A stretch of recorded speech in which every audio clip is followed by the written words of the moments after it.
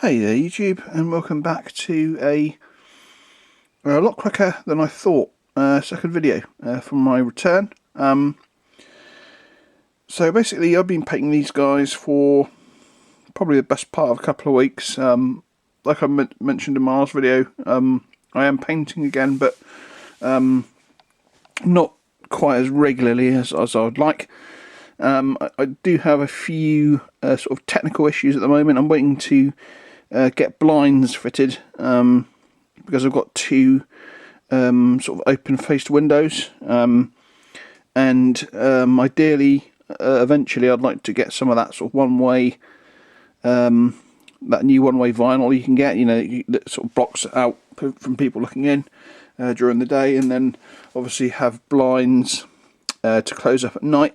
However, that's sort of something that's been technically kind of put back on the back burner at the moment, as we sort of a couple of times we tried ordering, and the sort of orders have fallen through.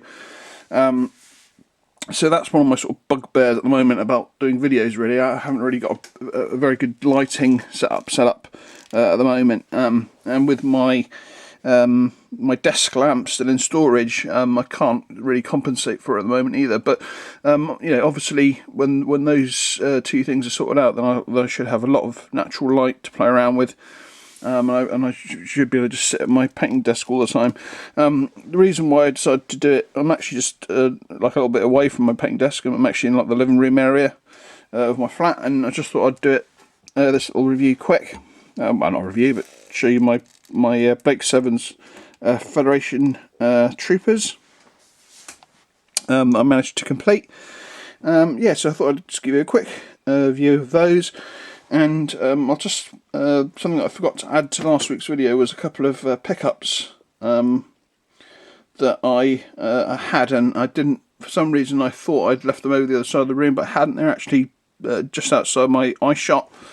And in typical style, I finished the video not even realising that I put them there, and missed them off. So let's get going and start off with these boys here. Now, I have mentioned my, I think I mentioned last week in my sort of core space, sort of Blake 7-esque type adventures or planned adventures. And I've had my eye on. I actually found out something that I'd forgotten, that the crooked dice that originally did produce the metal Blake 7 figures, these particular ones are 3D printed. They've actually now gone or disappeared from the crooked dice site, and they're now available from a company called. Let me just double check to make sure I am correct. It's I think these were the guys that originally created the actual Blake 7 figures, and I think they're back to having them again now, because you can't seem to find them anywhere else but here. So let me just have a little quick hunt around. I think I found it. So this is, yeah, here we go.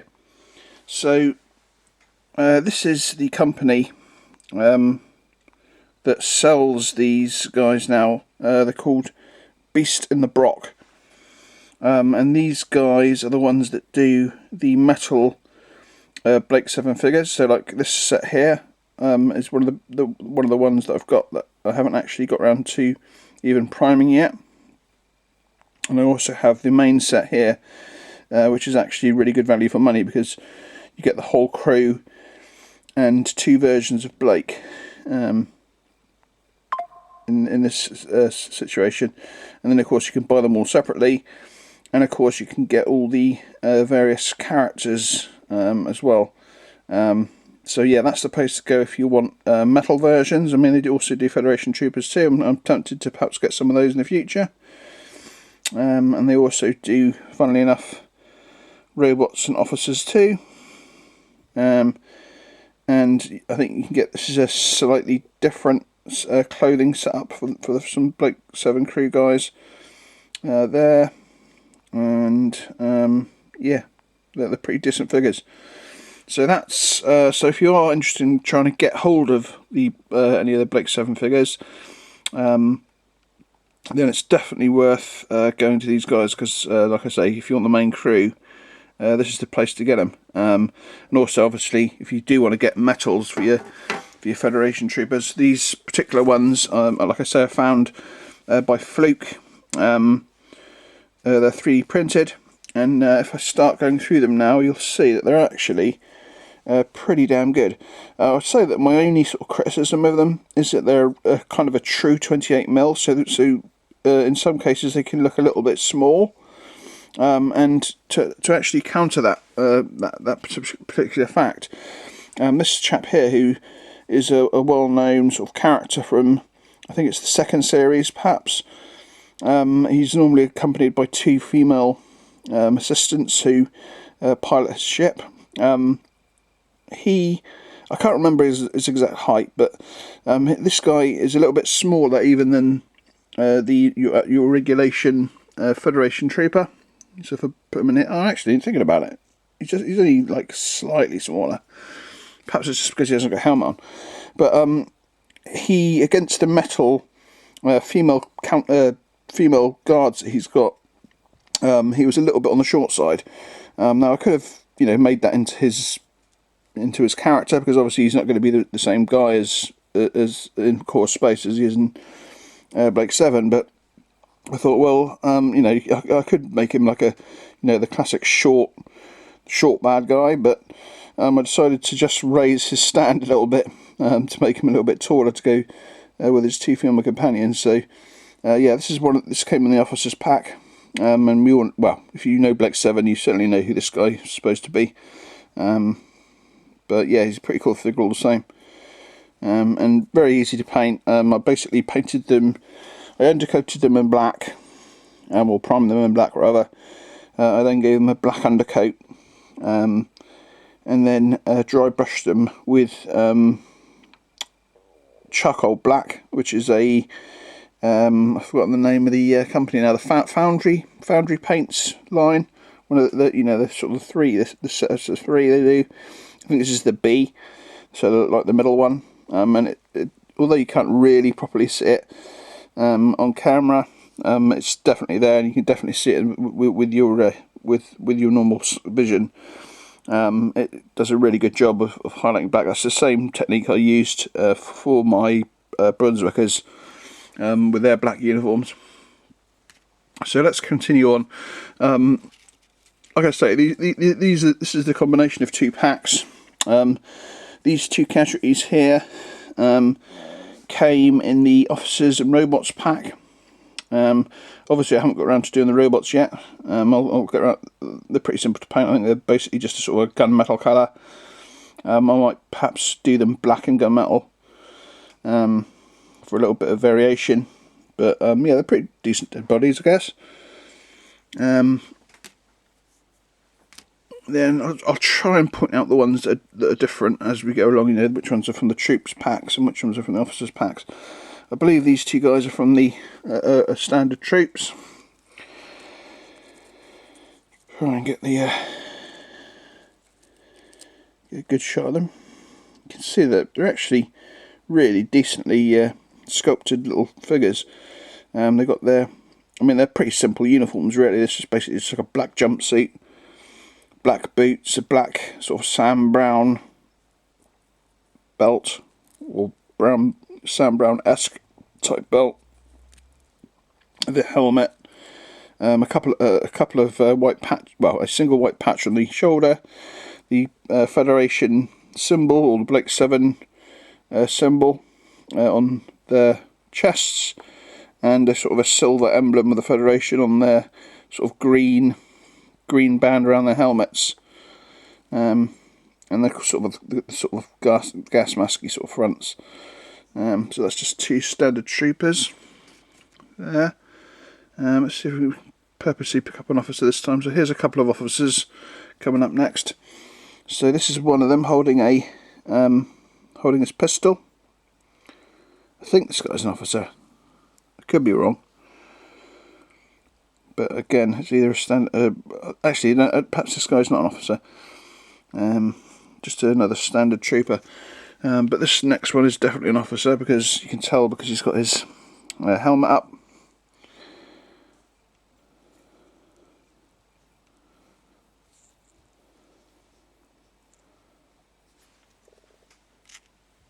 And I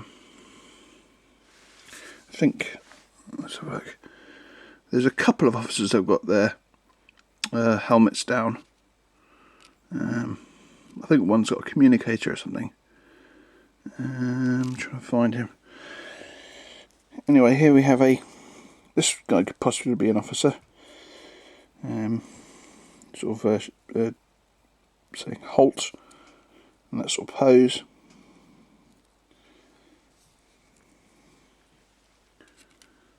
And here we have a classic Blake 7 officer pose without the helmet on. He's got the communicator actually, I got them mixed up. And then there's another guy with a raised helmet. Like I say, they're pretty simple figures, but these guys were, I think they were like $10.99 or something like that, with a couple of pound off. So normally they're about sort of £12, £13, and you get 10 in a pack, so it's really good value. Like I say, the only thing that I didn't particularly like about them, I think this guy could possibly be an officer, is the fact that they came in that weird translucent green resin, which I don't think you really get a choice of. I think they can come in sort of whatever colour they're running at the time. So here we have more troopers. Now these guys are going to be really useful for core space. They can be used as sort of like troops, bad guys, henchmen, or you could theoretically use them as the sort of the police, the sort of galactic corps, whatever they're called, which is kind of like well, they can work for both sides, the galactic corps and core space. They can either be an ally to you or a hindrance to you, depending on how your crew acts. So here we have a guy with a sort of a sniper rifle type blaster. He's pretty cool. I can't remember if he perhaps came in the officer's pack, although even though he's not really an officer. And we have the last two are a couple more bog standard troops. So that is the Blake 7 Federation troopers. I was really happy with how they turned out. So let me just move those aside now. Now to finish off, I'm going to show you the two things that I forgot to show you last week. So I actually, like I say, mentioned before, I've started role playing again. Me and a friend doing the rather odd, basically playing Warhammer Fantasy Roleplay 4th edition between the two of us. So we take turns playing an entire adventure as GM and controlling two characters, and then we also have one character that's kind of the GM NPC. So basically we have two characters each, and then there's the sort of the games master run NPC, giving us a total of 5 in the party. And yeah, we're basically going to sort of take turns doing an adventure as a GM, and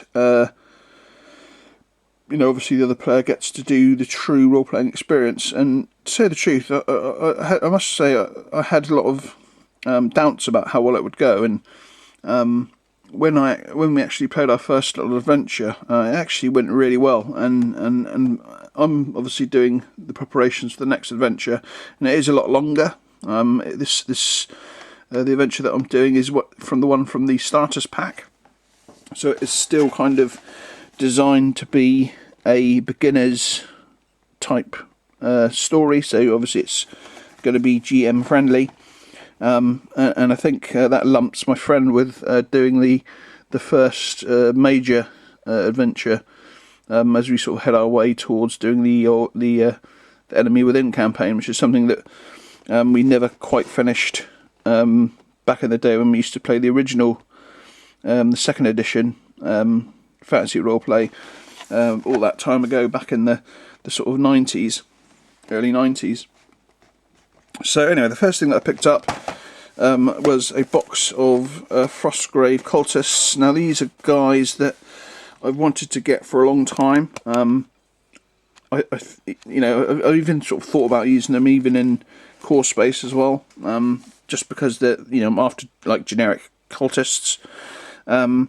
These are actually really good models. I just need an excuse to buy them, really, and this role-playing lark has kind of given me the sort of green light to actually finally pick up a box.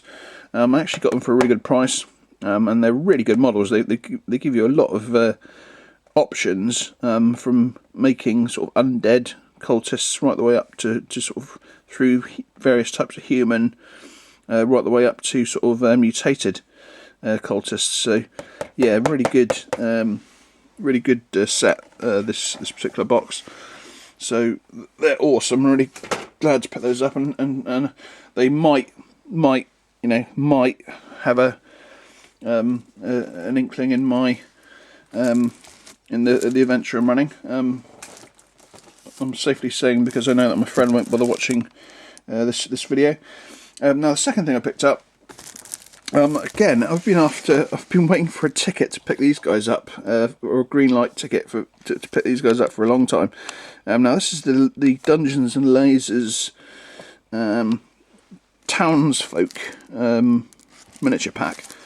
I'm sure everyone's heard of it, and it's actually a really good box set. So if I turn this around to show you exactly what you get in it. So these are basically pictures of the miniatures. So as you can see, you get, and they're actually, you also get the modded bases as well. So as you can see, you've got Gravedigger, Merchant, Innkeeper, Tavern Maid, Blacksmith, Peasant Woman, Nobleman, Noble Lady, Scholar, a Dwarf. Now I'd say my only criticism is that the Dwarf's a little bit on the small side, although I suppose, like my friend was saying, perhaps it's a different version of what they class as a Dwarf, and not the sort of your classic sort of Warhammer Dwarf that immediately springs into my mind when I think of a dwarf. The classic sort of heavily muscular and stout, heavily bearded dwarf, where this guy kind of looks more like a sort of, almost like a halfling in sort of the Warhammer world, even though he's got a beard. Anyway, so that's the dwarf. We have a washerwoman, a child, an elf wizard, a knight, a beggar. Then we have loads of like town watch. So you've got 3 types of mounted militia, and then going on again with the main characters. So we've got peddler, rat folk, construct, Tommy the Ghost, who I think is a kid dressed as a ghost, snake charmer, and a dwarven woman, and a armand, whatever that is. And then the rest of the figures are kind of like town watch, basically. So like I say, you get 3 mounted, and then you get 3 different types of swordsmen, and these are also male and female as well. And then you get pole armed and spear armed guys, and halabards, and then finally a collection of crossbowmen and bow troops, again mixed with females and males. So that's really awesome set. Now I'll just show you the sort of quality of them. So if we open it up, you can see it's kind of like I would say that they're kind of, I mean, I haven't had much experience with GW, but I would say that the sprues kind of remind me of those. Lots of stuff squeezed onto them. However, these are relatively easy kits to put together by the looks of it. We're talking each thing having no more than sort of 3 or 4, maybe 5 parts to stick on, including some like accessories and stuff. A lot of them are in like halves, but I think they're all contained on this sprue. So that's obviously one of the Townfolk sprues. And if we just go right to the bottom, where the bases are, I'll quickly show you them because the bases are pretty cool. So here we have the textured bases. As you can see, there's all sorts of different types of bases. Now both of these are like copies,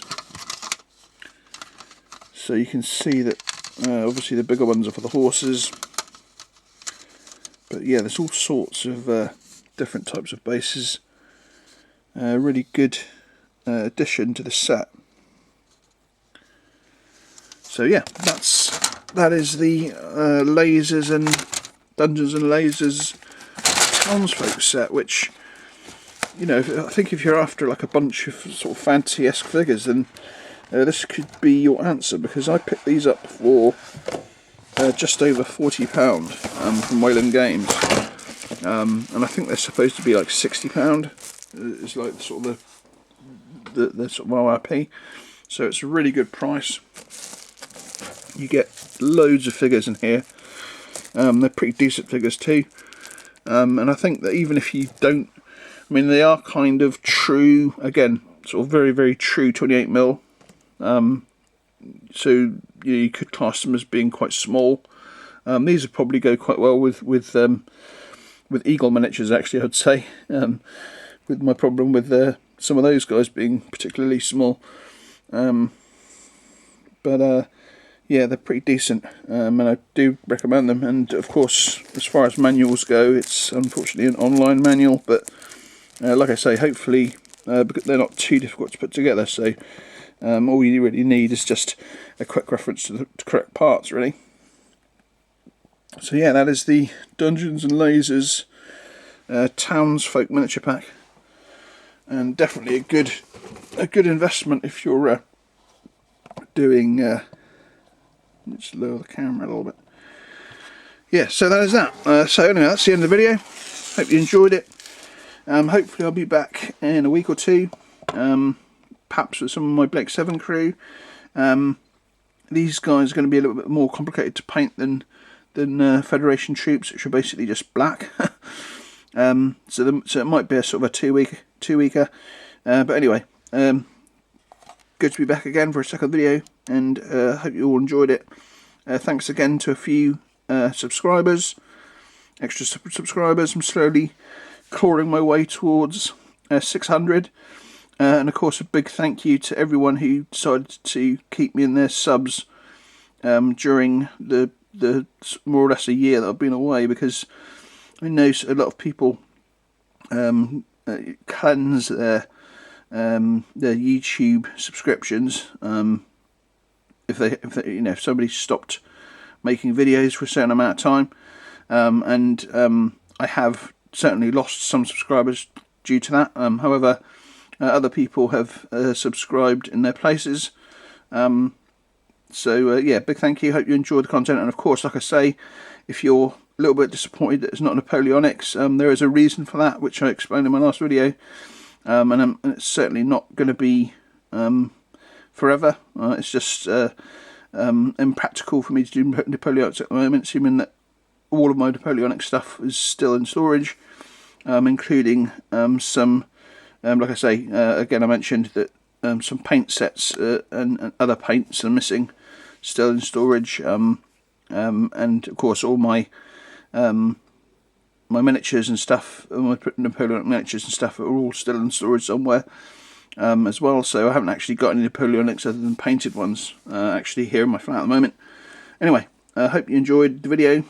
These guys are really cool. They're done by a company called 3D Kingdoms, if you're interested in having a look at them.